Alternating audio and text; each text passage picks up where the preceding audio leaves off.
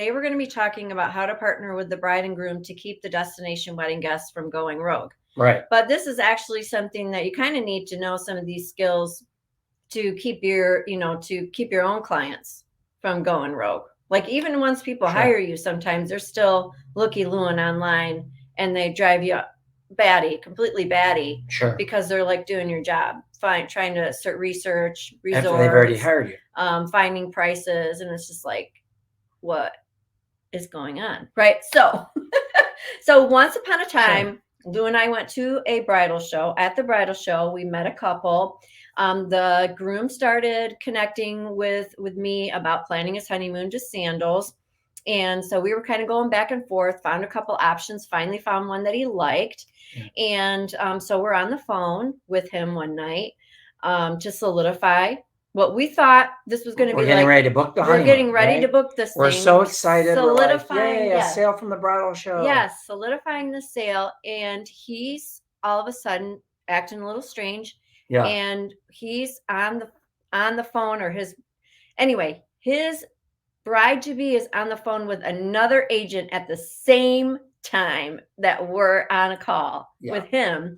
And she's getting a different price from this other agent for a sandals, which we know isn't possible, right? We all know with sandals, no price. Now back in that day, is that still true? Or did they? Okay. Always been that way. It didn't matter how you booked it, where you booked it, the price was going to be the same. Because that's one thing Sandals says: if you ever discount their product, they will kick you out of selling sandals if you're caught. Like, you're not even allowed to be like, book with me and I'll give you a free honeymoon package. Like, they consider that discounting. They have all these rules about discounting. But what happens when somebody's on the phone with you and they're telling you that their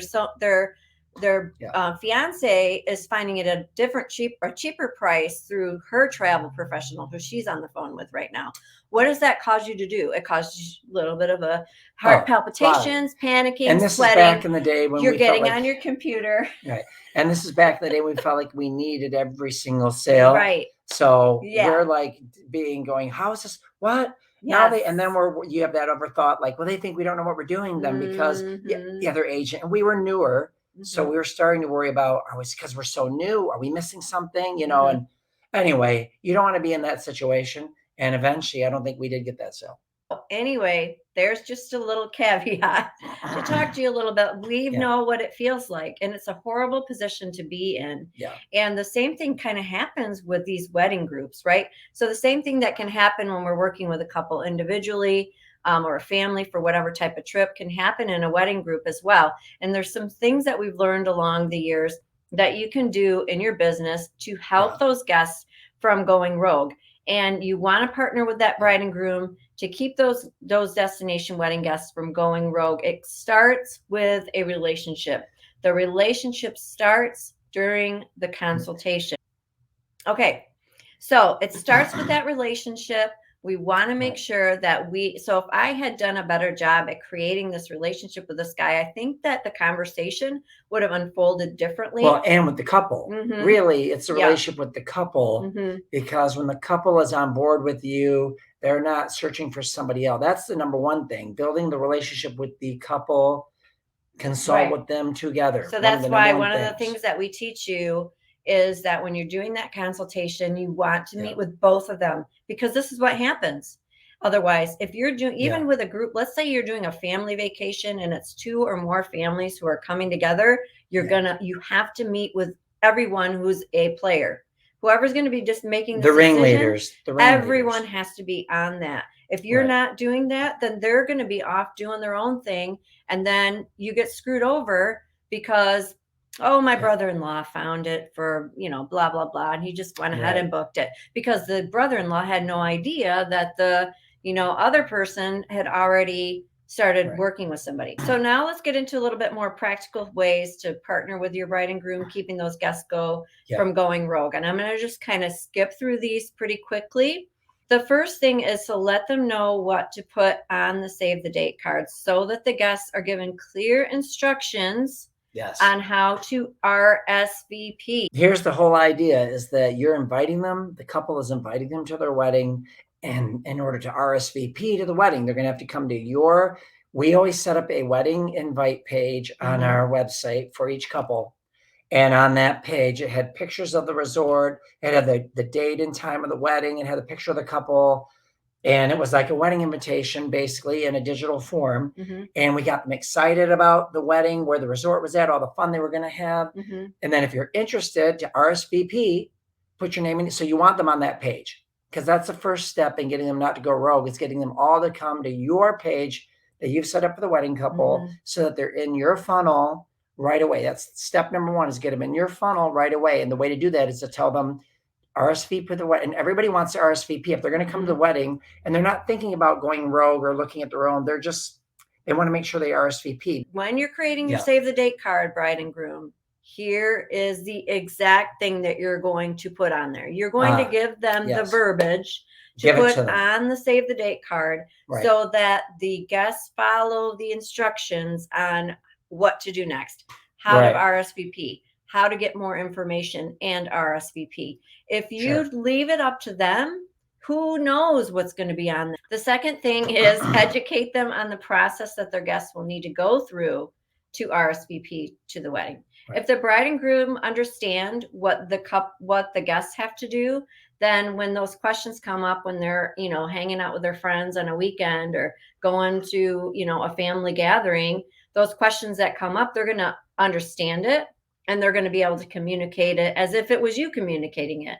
That's what you want. You're partnering with them. And so we have to create this relationship where we're educating and we're communicating. So we want them to understand the process, and that RSVPing is, they RSVP by booking.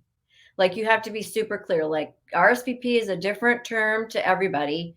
And so you have to make sure that your couple and the guests understand that they are RSVPing to the wedding when they book with the group. That's their RSVP. Okay. I've already talked about communicating, but let's talk a little bit more specifically about what you want to communicate with your couple. One, you want to communicate what's in it for them.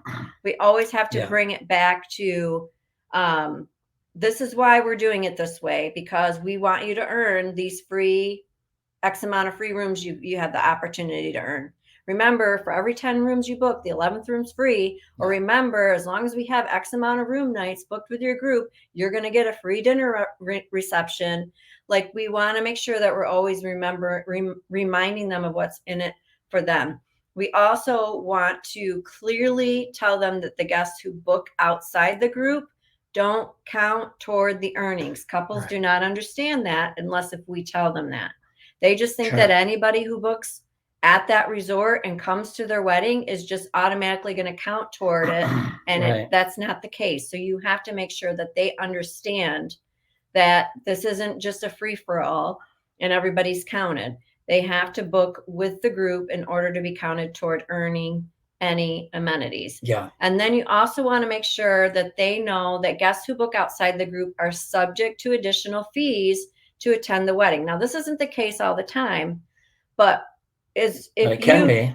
They are subject to it. Like, you can literally say that and still be in the clear. You're not saying they're definitely going to be subject to it. There's a possibility that there could be additional fees. Even if they come to the right resort, even if they're smart enough to book the right proper dates and show up at the right resort, you still could be paying an additional fee for them to come to your wedding because they are not connected to your group in any way. All right. So the next thing you want to do is send them an updated guest list regularly, so that they know who to connect with, and periodically remind them of where they are at with their earnings. So let's say once a month, you send them an updated guest list, or maybe every 2 weeks, or whatever you decide is going to make sense. And then let's say you did every 2 weeks, you gave them an updated guest list. And then once a month, you decided with that guest list, you would say, okay, here's where you're standing with what you're potentially earning. Or however, just do it periodically to remind them again what the purpose is. We always have to, what's in it for them? What's in it for them? So when you're doing that, it just kind of gives them that reminder. But the updated guest list is going to also make sure that they know, okay, when I run into so-and-so, I got to remind them, hey, don't forget to RSVP. This is how you do it. So if your couple knows how to tell somebody how to RSVP, and then you're in really, really good hands. So the next thing is set up a group contract with a block of rooms held. Now, I teach in the 20K program. There's two different things you can do. You can do the group contract, you can do the flexible group. But what I find mindset wise is when people have a group of rooms held, the couple tends to naturally understand that their guests need to book with the group of rooms that are held. Okay. If you leave it flexible and you're not communicating properly how this all works, then it just doesn't solidify in their minds exactly what their guests are supposed to do. Does that make sense? It's almost like a flexible reservation is kind of just this vague, okay, we're going to just book this room whenever they book it. And so then technically, maybe they could just book a room whenever they want to, however they want to, versus if they have money down and they put $2,500 down to hold 25 rooms, you bet your bottom dollar they understand that their wedding guests are supposed to book into that group of rooms. So here's the things that you as a destination wedding specialist can do to keep guests from going rogue. 1, create a wedding website, which so you're creating a wedding website that gets the guests excited and makes the process for them to RSVP to the wedding super easy. Yes. You want them to be like, they're on their phone, they just whip out and then they can just follow the process. Natural flow. They can RSVP right then and there. They don't have to pick up the phone. They don't have to email you. They don't have to do anything. They just follow the process. So make it super easy. Like Lou had said, having that automated email sequence to remind the guests to reserve. So having an opt-in on the page that you create where people can, put your name and email for more information about attending so-and-so's wedding. And then they do that because they want the information. And then from there, you start emailing them. And then, you set it up where they get tagged and all of that stuff. All right. So the group booking website, of course, we already talked about that. This is something you get through your travel supplier. Having a group booking website for the guests to easily reserve their room, put their deposit down, no matter what time of day it is, no matter if it's a weekend, no matter if it's midnight. That's so great. This also keeps guests from going rogue because if you leave it up to them, and if they are required to have to reach out to you during your business hours and talk to you personally, they might go rogue. Then and then having a discounted group rate.